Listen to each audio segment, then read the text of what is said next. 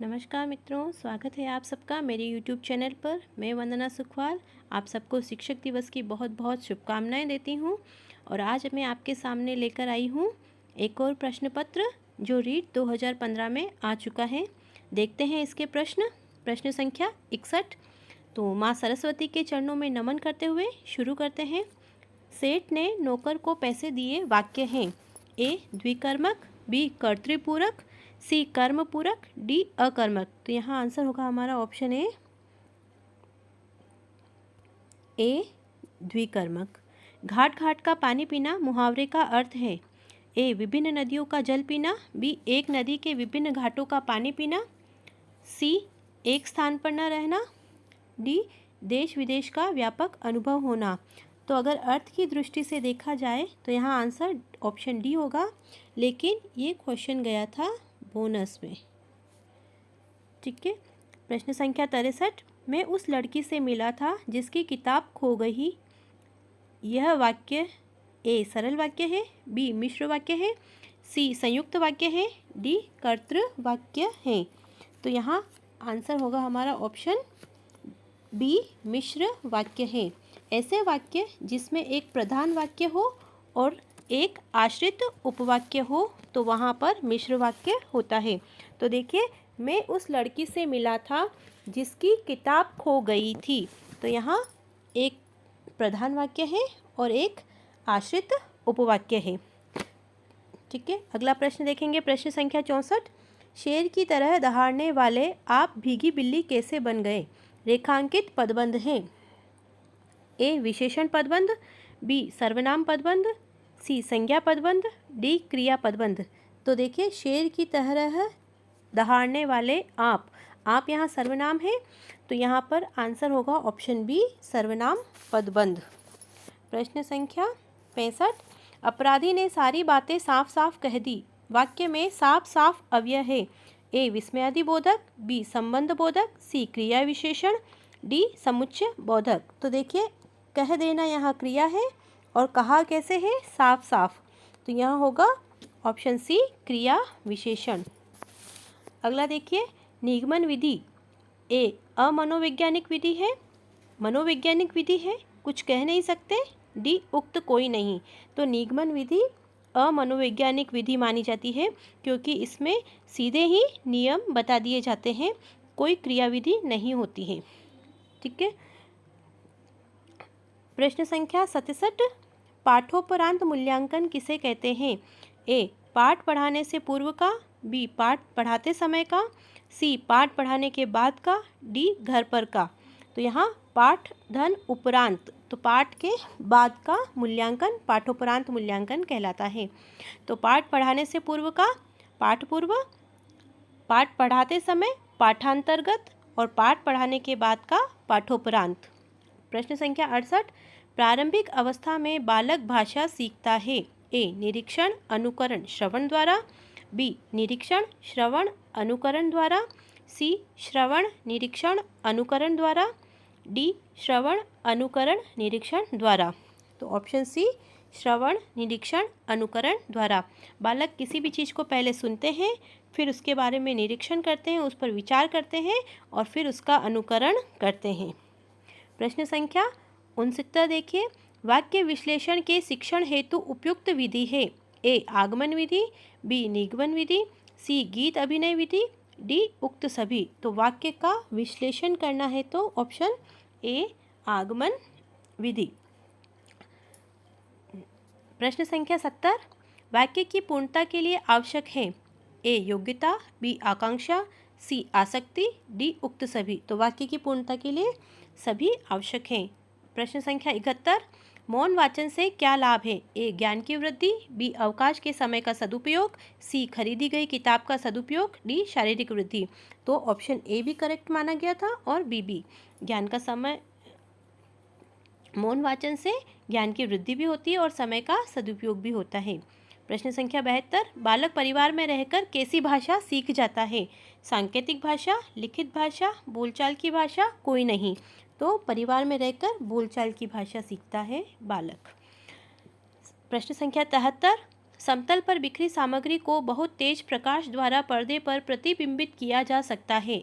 ए. Film strip के माध्यम से, बी. स्लाइड के माध्यम से, सी. एपिडायस्कोप के माध्यम से, डी. मैजिक लालटेन के माध्यम से।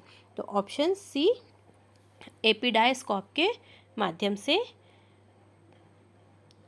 प्रश्न संख्या 74 देखिए, दृश्य श्रव्य सामग्री की आवश्यकता निम्न में से किस विधि के लिए आवश्यक नहीं है? नहीं पूछा है।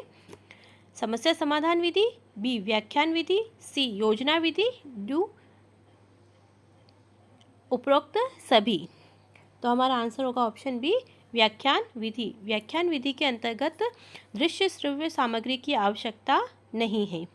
ठीक है, देखिए पहले अगर रीट 2015 के पेपर में और आरटेट 2011-12 के पेपर में आप अंतर करेंगे तो वहाँ पर शिक्षण विधियों और शिक्षण सहायक सामग्रियों से प्रश्न न के बराबर थे, लेकिन बाद के जो प्रश्न पत्र हैं उनमें स्तर बहुत ऊंचा है और उसमें दृश्य श्रव्य सामग्रियों और शिक्षण विधियों से बहुत प्रश्न पूछे गए हैं। तो लगभग इनका वेटेज बहुत ज़्यादा है, तो हमें इनकी विशेष तैयारी करनी होगी।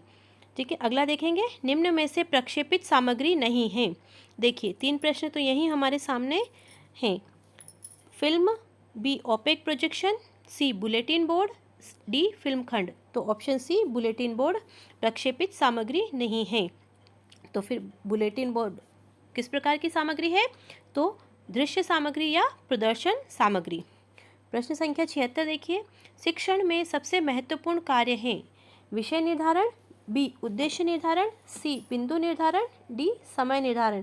तो बिना उद्देश्य के कोई भी कार्य संभव नहीं है, तो शिक्षण में भी सबसे महत्वपूर्ण है उद्देश्यों का निर्धारण। शैक्षिक मूल्यांकन के उद्देश्य होते हैं 5, 7, 3, 8। तो बी.एस. ब्लूम महोदय के अनुसार शैक्षिक मूल्यांकन के 3 उद्देश्य बताए गए हैं। कौन कौन से?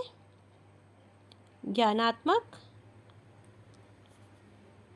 भावात्मक और क्रियात्मक। ठीक है, तो हो सकता है अगली बार इनमें से एक ऑप्शन में दे दे और पूछे जाए कि बी.एस. ब्लूम के अनुसार निम्न में से मूल्यांकन का उद्देश्य है, तो ज्ञानात्मक, भावात्मक, क्रियात्मक या उपयुक्त सभी, किसी भी तरह से प्रश्न पूछा जा सकता है। तो आपको याद रखना है बी.एस. ब्लूम के अनुसार शैक्षिक मूल्यांकन के कितने उद्देश्य हैं? 3। कौन कौन से? ज्ञानात्मक, भावात्मक और क्रियात्मक। प्रश्न संख्या 78 देखेंगे, मौन वाचन का मूल्यांकन किस परीक्षा के द्वारा किया जा सकता है? पूर्ति परीक्षा, सत्यासत्य परीक्षा, बहुविकल्प परीक्षा, उक्त तीनों से। तो देखिए मौन वाचन के बारे में पूछा है, तो इसका मूल्यांकन हम कैसे कर सकते हैं?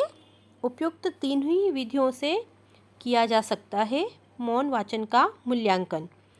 प्रश्न संख्या 79, निदान की परीक्षण विधि के प्रकार हैं? ए 7, बी 2, सी 4, डी 8। तो निदान की परीक्षण विधि के 2 प्रकार हैं। आप कमेंट सेक्शन में बताइएगा कौन कौन से हैं दोनों प्रकार। प्रश्न संख्या 80 देखिए, शिक्षार्थियों के सतत एवं समग्र मूल्यांकन पर प्रभावी जोर दिया गया है? ए राष्ट्रीय शिक्षा नीति 1986 में, बी प्रथम शिक्षा नीति में, सी मुदालियर आयोग की सिफारिशों में, डी उक्त में से कोई नहीं। तो सीसीई पर सर्वाधिक जोर दिया गया था राष्ट्रीय शिक्षा नीति 1986 में। तो प्रथम शिक्षा नीति कब आई थी? 1966 में। 1966 में मुदालियर शिक्षा आयोग 1952, 53 और मुदालियर शिक्षा आयोग को ही माध्यमिक शिक्षा आयोग भी कहा जाता है।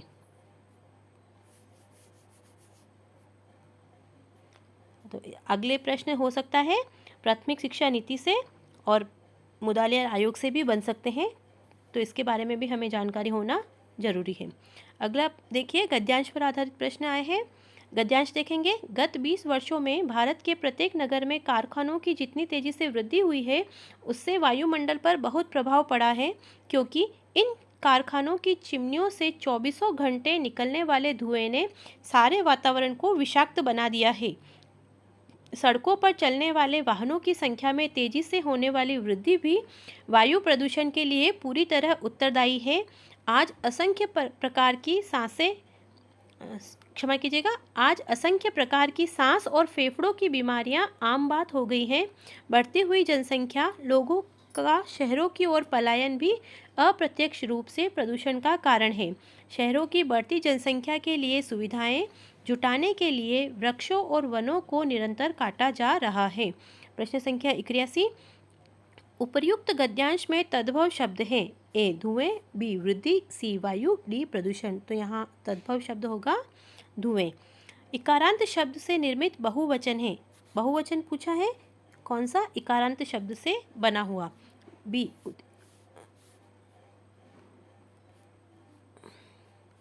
ए उत्तरदायी, बी बीमारियां, सी सुविधाएं, डी सांसें। तो देखिए बीमारी इकारांत है और उससे बना हुआ बहुवचन है बीमारियां। प्रश्न संख्या 83, क्रिया विशेषण है।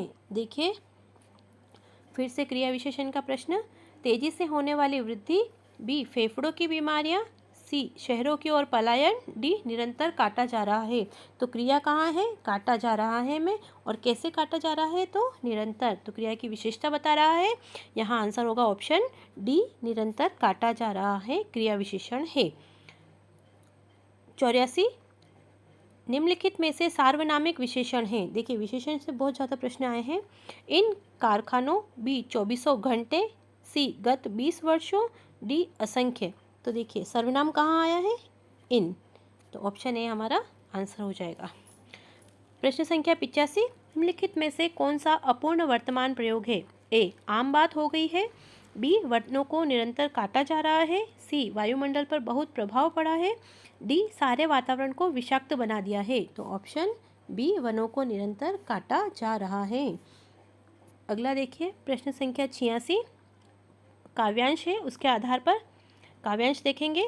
थूके मुझ पर त्रैलोक्य भले ही थूके, जो कोई कह सके कहे क्यों चूके, छीने न मातृपद किंतु भरत का मुझसे, रे राम दुहाई करूँ और क्या तुझसे, कहते आते थे यही अभी नरदेही, माता न कुमाता पुत्र कुपुत्र भले ही, अब कहे सभे यह हाय विरुद्ध विमाता, हे पुत्र पुत्र ही रहे माता कुमाता, बस मैंने इसका बाह्य मात्र ही देखा, दृढ़ हृदय न देखा, मृदुल गात्र न देखा। प्रश्न संख्या 86, कैकेयी की किस मानसिक दशा की अभिव्यक्ति उपयुक्त काव्यांश में हो रही है? ए चिंता, बी पश्चाताप और ग्लानि, सी पुत्र प्रेम, डी क्रोध। तो ऑप्शन बी पश्चाताप और ग्लानि।